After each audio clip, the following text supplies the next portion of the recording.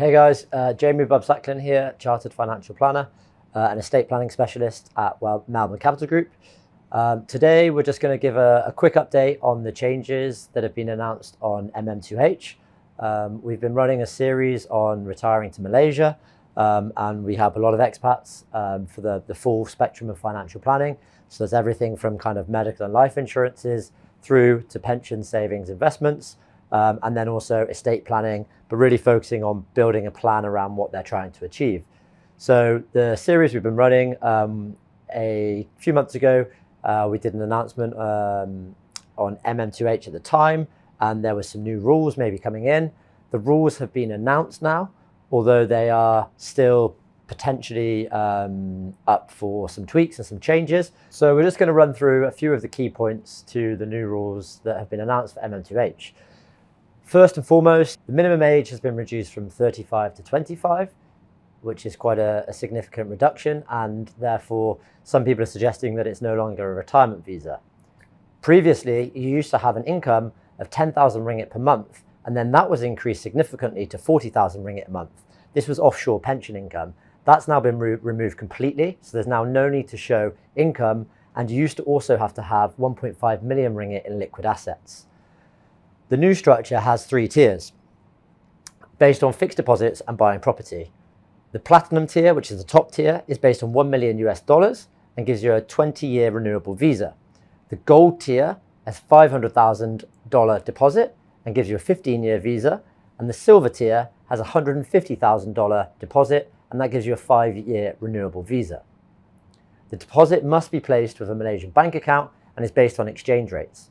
Previously, the deposit rates were actually in ringgit, but currently they've been moved to US dollars. The visas are a multiple entry visa and they're based on the validity of the applicant's passport.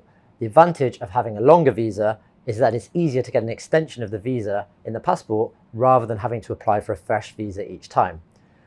There's no longer any permanent residency available. Previously, it was suggested that this was going to be eligible for platinum status, but that's no longer the case. Let's talk about the fees on the visa applications. So there's a 1,000 ringgit fee for silver applications, 3,000 ringgit for gold, and 200,000 ringgit fee for platinum applications. There is no charge for dependents. It's unclear if the renewal fee is going to be one time per applicant or per individuals upon the application. Participants are going to be able to bring their partner and biological children under the age of 21.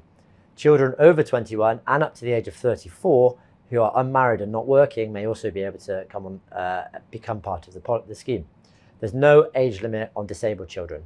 A key change for the better is that dependent spouses will be able to continue the visa if their spouse passes away.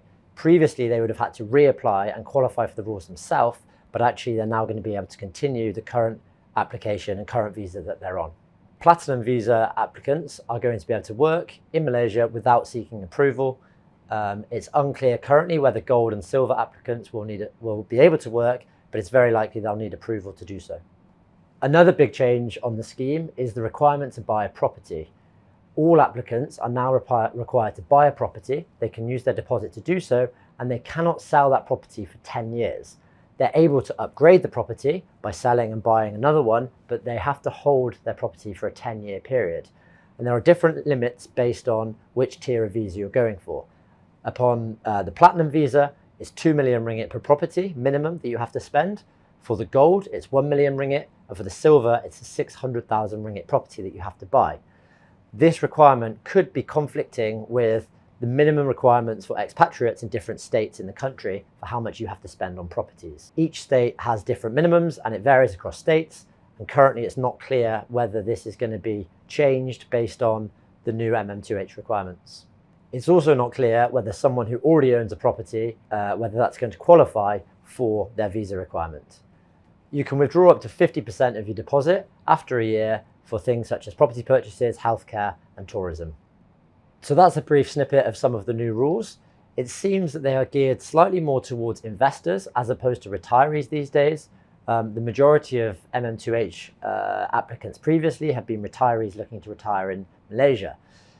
Some applicants may be turned off by the size of the fixed deposits that you now have to place, and the fact that you have to buy a property and hold it for a minimum of 10 years, particularly if you only have a 5-year renewable visa.